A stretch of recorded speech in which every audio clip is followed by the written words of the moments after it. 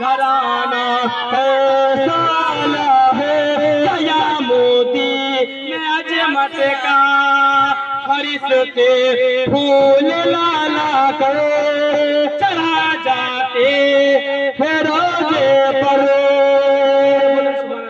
रोजा बोले कब्र की बिरादार আমাদের বাপ দাদার কবর একটা এমন কবর বিরাদার এমন একটি রওজা যার উপরে আল্লাহর ফেরেশতা এসে ফুল বর্ষায় বলুন সুবহানাল্লাহ।